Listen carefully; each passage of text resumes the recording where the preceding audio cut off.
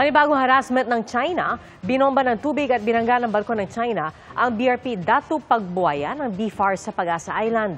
Ang aksyon ay gitang China na legal, kinundi na ng ating pamahalaan. Nakatutok si Nico Wahe.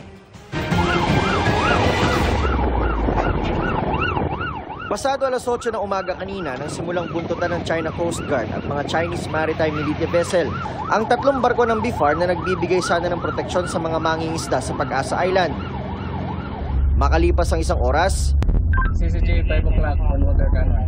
nakakuha na ng video ng Philippine Coast Guard ang pag-water cannon ng CCG vessel na may bow number 21559 sa BRP Datu Pagbuaya.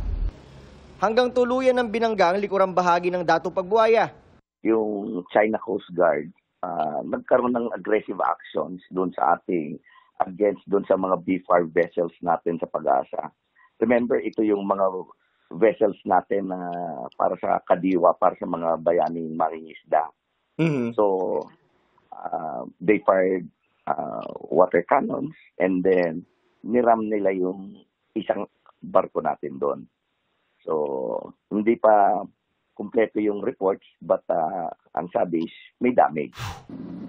Ang naratibo ng China Coast Guard, Pilipinas nila ang ilegal na pumasok sa katubigang inaangkin nila.